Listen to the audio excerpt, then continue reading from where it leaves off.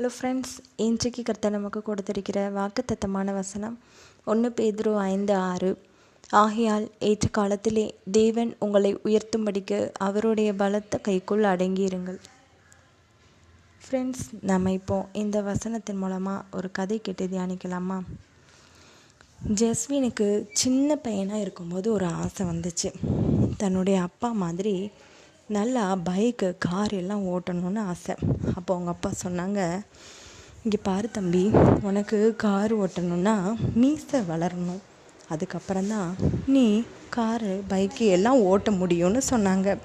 அப்போ ஜஸ்வின் சொன்னா, சரிப்பா, ஆனால் எனக்கு உடனே மீசை வளரணுமே, எனக்கு பைக்கு காரெல்லாம் ஓட்டதுக்கு ரொம்ப ஆசையாக இருக்குது அப்படின்னு சொல்லி யோசிச்சுட்டு இருக்கும்போது அவங்க அம்மா வந்து சொன்னாங்க, இங்கே பாரு தம்பி, அதுக்குன்னு கடவுள் நமக்கு ஒரு பக்குவம் வச்சுருப்பாரு, அதுக்கான நேரத்தில் அது தானாகவே உனக்கு வளர்ந்துக்கிடும் அப்படின்னு சொன்னாங்க.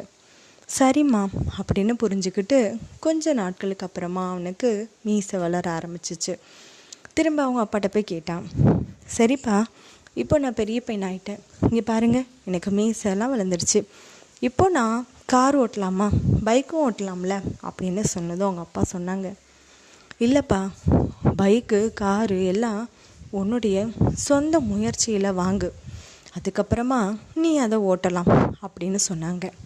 என்னப்பா, முதல்ல மீசை வளர்ந்தா பைக்கு, காரெல்லாம் தந்துடுவேன்னு சொன்னீங்க, இப்போது மீசை வளர்ந்ததுக்கப்புறமா நான் பெரியவன் ஆகி வேலைக்கு போனதுக்கப்புறம்தான் இதெல்லாம் வாங்கி நான் ஓட்ட முடியும்னு சொல்கிறீங்க, என்னப்பா இது நியாயம் அப்படின்னு சொல்லிட்டு சோகமாக அவங்க அம்மா கிட்ட போனான்.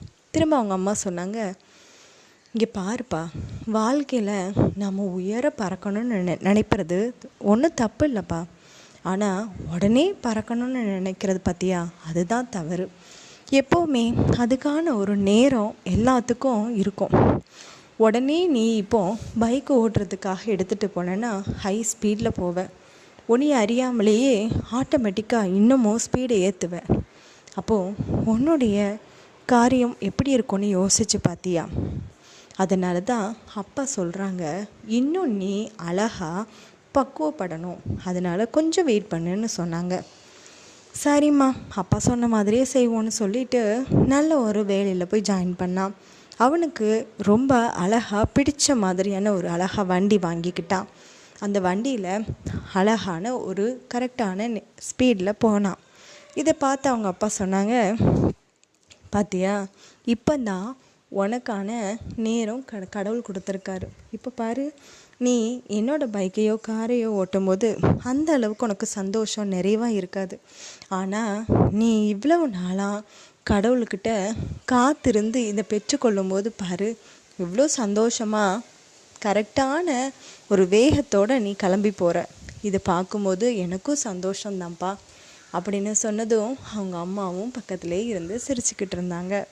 இதை பார்த்த ஜஸ்வினுக்கு ரொம்ப சந்தோஷம். சரிதான்ப்பா, நீங்கள் சொன்னது, அம்மா நீங்கள் சொன்னது கரெக்டு தான், எதுவுமே உடனே நமக்கு நடக்கணும்னு நினைக்கிறது கண்டிப்பாக தப்பு தான், அதுக்கான நேரம் வர வரைக்கும் நான் காத்திருந்து கடவுள்கிட்ட பெற்றுக்கொண்டனால இப்போ சந்தோஷமாக தான்மா இருக்குதுன்னு சொல்லி அவங்க குடும்பம் மொத்தமும் சந்தோஷப்பட்டுச்சு.